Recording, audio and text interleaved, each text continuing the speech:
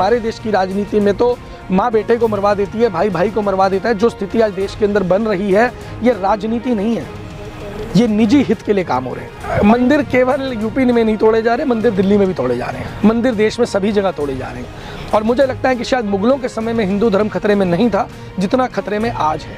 अंग्रेजों के समय में हिंदू धर्म इतना खतरे में नहीं था जितना आज है। तो इतना अत्याचार हिंदू धर्म के ऊपर आज तक कभी नहीं हुआ। और सबसे पहले तो आपको ये समझना होगा कि धर्म और राजनीति दोनों चीज़ें अलग अलग है। धर्म आपको राज करना सिखाता है। जो व्यक्ति धार्मिक है, धार्मिक व्यक्ति जो होगा वो कभी कट्टर नहीं हो सकता। धर्म जो है वो आपको राजनीति करना सिखाता है, धर्म आपको काम सिखाता है। सब फॉर एग्जांपल आप मानिए आप पत्रकार हैं, तो आपका धर्म क्या है? हिंदू, मुस्लिम, सिख, ईसाई आपका धर्म नहीं हो सकता। आपका धर्म है पत्रकारिता करना। और ऐसे ही राजा का धर्म होता है प्रजा के प्रति काम करना, प्रजा की जिम्मेदारी को उठाना, प्रजा के जो काम है उन कामों को करना, प्रजा में सुख शांति लेकर आना, प्रजा के रोजगार की व्यवस्था करना। और अगर कभी राजा ये सोचे कि मैं धर्म से ऊपर हो गया हूँ, तो मुझे लगता है कि उस दिन उस राजा का सर्वनाश का समय आ जाता है और वो एक पतन की ओर चल पड़ता है। आज हिंदू धर्म सही मायने में मानिए तो आज खतरे में आया है।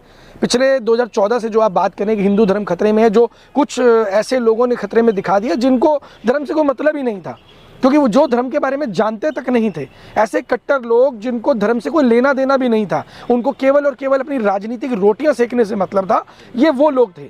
आरएसएस के प्रमुख हैं मोहन भागवत, उनका कहना है अगर हमें विश्व गुरु बनना है तो हमें धर्म के रास्ते पर चलना होगा। क्या लग रहा है कि भारत धर्म के रास्ते पर चल के विश्व गुरु बनेगा या साइंस के रास्ते पर चल के विश्व गुरु बनेगा? देखिए, साइंस के रास्ते पर चलना भी धर्म सिखाता है, लेकिन फ़र्क क्या है? जिस धर्म को ये भाजपा वाले या आरएसएस वाले लोग मानते हैं वो धर्म है, वो तो धर्म है ही नहीं भाई। धर्म कभी भी आपस में मतभेद पैदा नहीं करता, धर्म कभी भी आपके अंदर कट्टरता पैदा नहीं करता। धर्म आपके बात में अगर हम बात करें तो धर्म हमेशा आपको मिलजुल के रहना सिखाता है। सभी धर्म एक परमेश्वर की बात करते हैं। किसी धर्म ने बोला कि अलग अलग परमेश्वर है या तुम्हारे धर्म का अलग परमेश्वर है, अलग दूसरे धर्म का अलग परमेश्वर है।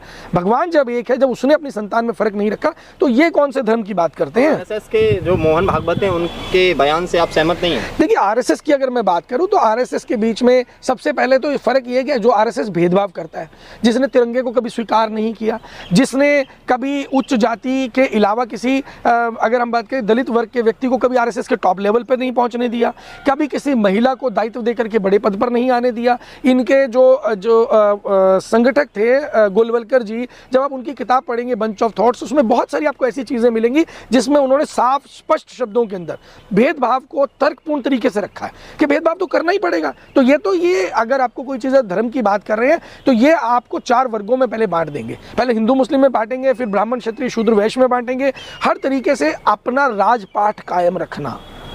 आज आरएसएस जो है अनरजिस्टर्ड ऑर्गेनाइजेशन है। अनरजिस्टर्ड ऑर्गेनाइजेशन का अरबों रुपए खर्च करके दिल्ली में कार्यालय बन जाता है। आप अनरजिस्टर्ड व्यक्ति जेब में 10 लाख रुपए छोड़ो 5 लाख रुपए लेकर के रोड पे घूम के दिखा दीजिए साहब। आज की समस्या क्या है? आज जो सत्ता में लोग हैं, वो बिल्कुल साफ स्पष्ट शब्दों में ये संदेश दे रहे हैं कि अगर आप बोलेंगे तो आपकी जुबान बंद कर दी जाएगी। चाहे पैसे से बंद कर दी जाए, चाहे ईडी से बंद कर दी जाए, सीबीआई से बंद कर दी जाए या मार दिया जाए। तो आपकी ज़बान को बंद करना एक मुख्य मुद्दा है जो ऑब्जेक्टिव है।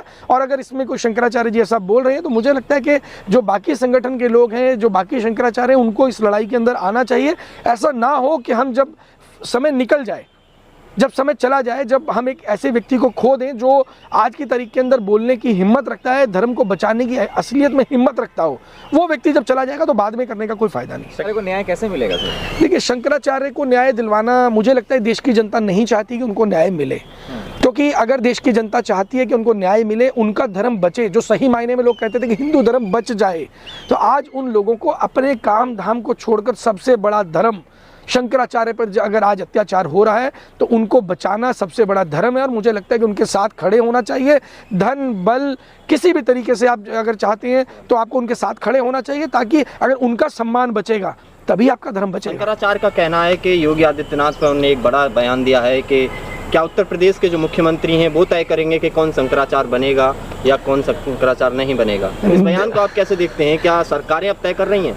देखिए, सबसे पहली बात तो योगी जी को पहले तो अपना कद देख लेना चाहिए। अभी उनकी जो मोदी जी के साथ में खींचातानी चल रही है, उन लोगों का तो अपना ही नहीं पता होता।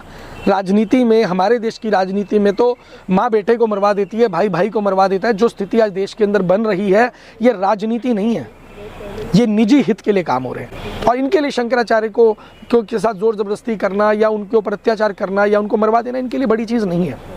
एक ही शंकराचार्य को सरकार क्यों टारगेट कर रही है? देखिए, मैं आपको बोल रहा हूँ ना कि जब तक आपके ऊपर अत्याचार नहीं हुआ आप नहीं बोलेंगे।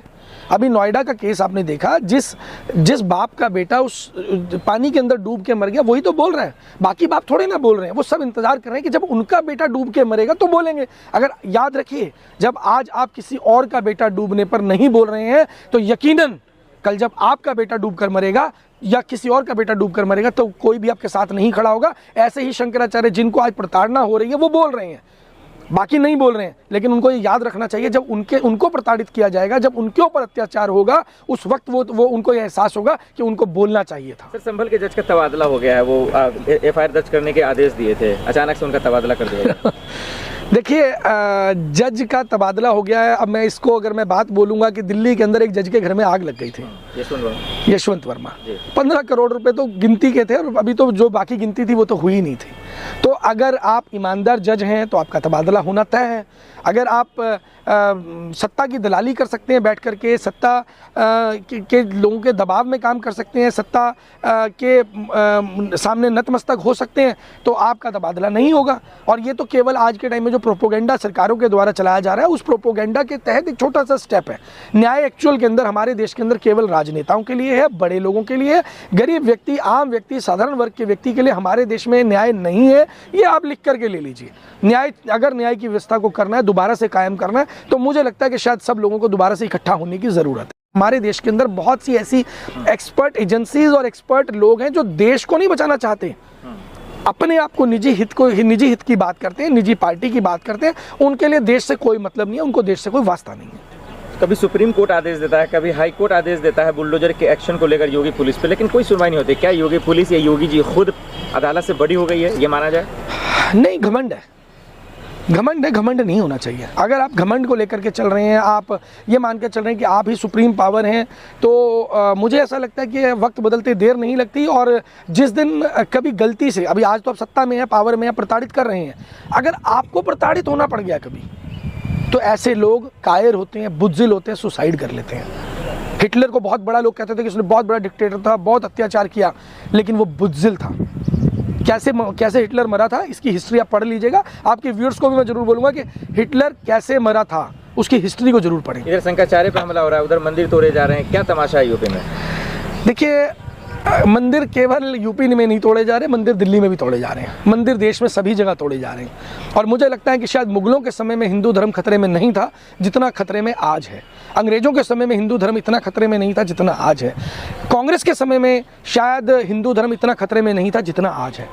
तो इतना अत्याचार हिंदू धर्म के ऊपर आज तक कभी नहीं हुआ। और मुझे लगता है कि अगर आज भी हिंदू धर्म को बचाने के लिए लोग आगे नहीं आते हैं तो आने वाले समय के अंदर बड़ा मुश्किल हो जाएगा हिंदुओं को अपनी प्रतिष्ठा को, मान को, सम्मान को बचा के रखना। विकास के नाम पर मंदिर आज भी तोड़े जा रहे हैं। विकास के नाम पर शायद पहले भी मुगलों के टाइम पर भी मंदिर तोड़े गए होंगे, लेकिन सबसे कहा जाता है कि सबसे बड़ा मंदिरों का जो दोषी है वो औरंगजेब को ठहरा दिया जाता है। अब जो मंदिर तोड़े जा रहे हैं उसका दोषी किसे ठहराया जाएगा? आज से 100 साल बाद जब इतिहास लिखा जाएगा ना, तो ये पढ़ा जाएगा कि भारत को किसने सबसे ज़्यादा बर्बाद किया था, कांग्रेस ने किया था या मोदी जी ने किया था। तो ये आपके सवाल का जवाब मैंने दे दिया है कि भारत एक्चुअल में बर्बादी किसे बोला जाता है। मॉडर्नाइजेशन को बर्बादी बोला जाता है, या आपके धर्म से शिक्षा को छीन लेना, स्वास्थ्य सेवाएं छीन लेना, आपको मरने के लिए छोड़ देना, अस्पताल में बिना इलाज के आपको छोड़ देना, आपके जिस हिसाब से आज घटनाएं निकल के आ रही हैं, रोज़गार के नाम, तो रोज़गार का तो नाम का रोज़गार का राह भी नहीं रहा सरकार के पास। जिन लोगों को पेंशनें मिल रही हैं वो भी खतरे में आ चुके हैं। 1 रैंक 1 पेंशन वाले फौजी रोड पे बैठे हैं, शिक्षक रोड पे बैठे हैं, स्टूडेंट रोड पे बैठे हैं, पर्चे जो आपके एग्ज़ाम होते हैं वो लीक हो जा रहे हैं। तो एक्चुअल में देश की बर्बादी और देश की तरक्की इससे तय होती है।